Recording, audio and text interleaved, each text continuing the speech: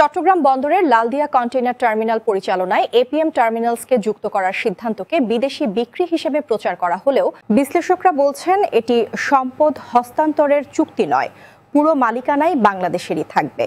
আর বিদেশি অপারেটর শুধু নির্দিষ্ট সময়ের জন্য নির্মাণ ও ব্যবস্থাপনার দায়িত্ব পালন করবে। বিশেষজ্ঞদের মতে আন্তর্জাতিক মানদণ্ডে চট্টগ্রাম বন্দরের অবস্থান খুবই পিছিয়ে, ৪০৫টির মধ্যে ৩৩৪তম।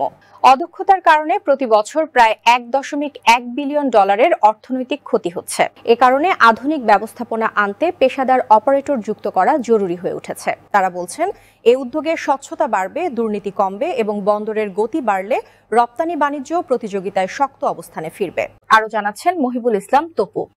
ভাবুন তো, সকালের আলো ফুঁড়ে বিশাল সমুদ্রের বুক চিরে ভেসে আসছে একটি জাহাজ, তার বুক ভরা কন্টেইনার আর ভেতরে হাজার ব্যবসায়ীর স্বপ্ন, আমদানি রপ্তানি, দেশের অর্থনীতি, সবকিছুই দাঁড়িয়ে আছে একটি জায়গায়, চট্টগ্রাম বন্দর। কিন্তু এই বন্দর দেশের বাণিজ্যের প্রাণ। কত বছর ধরে কত সমস্যার বোঝা নিয়ে চলছে, জট, দীর্ঘ অপেক্ষা, অনিয়ম আর প্রযুক্তিহীনতার চাপ। আমাদের প্রতিবেশী দেশগুলো এগিয়ে চলে গেছে অনেক দূর, আর আমরা ৪০৫টি বন্দরের মধ্যে ৩৩৪তম স্থানে। এমন বাস্তবতায় প্রশ্নটা খুবই স্বাভাবিক, চট্টগ্রাম বন্দরকে বদলাতে হলে কি দরকার? কারা পারে এমন বিশাল একটি ব্যবস্থাপনাকে বিশ্বমানের করে তুলতে? এখানেই আসে সেই বিতর্কিত কিন্তু অত্যন্ত গুরুত্বপূর্ণ সিদ্ধান্তটি। বিদেশি অপারেটর আনা, শুরু হয় হাজার প্রশ্ন, হয়ে যায় ভয়ের স্রোত, বিভ্রান্তি, গুজব। আজ আমরা কোনো গুজব নয়, শুধু সত্য, শুধু তথ্য, শুধু বাস্তবতার গল্প বলবো। প্রথমেই কেন এই বিদেশি অপারেটর?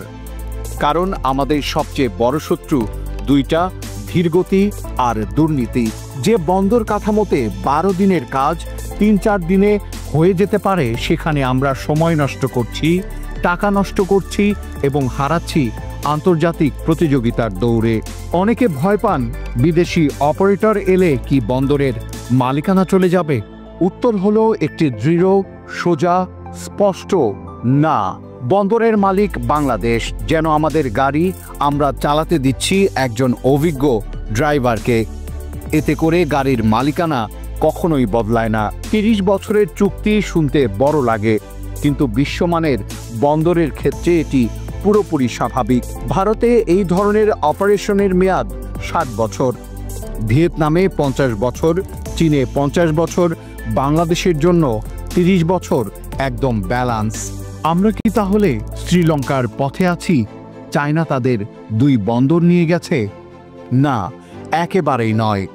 শ্রীলঙ্কা ঋণ নিয়েছিল, ঋণ শোধ করতে না পারায় বন্দর ছাড়তে হয়েছে।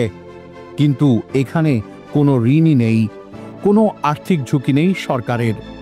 অপারেটর বিনিয়োগ করবে, পরিচালনা করবে আর সময় শেষে সব ফেরত দেবে বাংলাদেশকে। এখন প্রধান প্রশ্ন, জাতীয় নিরাপত্তার ঝুঁকি? না, কারণ নৌবাহিনী, কোস্টগার্ড, কাস্টমস সব কর্তৃপক্ষ আগের মতোই নিয়ন্ত্রণে থাকবে, ডেটা থাকবে বাংলাদেশের সুরক্ষায়। সব মিলিয়ে এটি ভয় পাওয়ার সিদ্ধান্ত নয়, এগিয়ে যাওয়ার সিদ্ধান্ত। একটি বন্দর বদলালে বদলাবে পুরো অর্থনীতি। লালদিয়ার নতুন টার্মিনাল শুধু একটি অবকাঠামো নয়, এটি বাংলাদেশের ভবিষ্যতের একটি শক্ত ভিত্তি। চট্টগ্রাম বন্দর এগোচ্ছে, বাংলাদেশ এগোচ্ছে, এটাই সত্য, এটাই আমাদের ভবিষ্যৎ।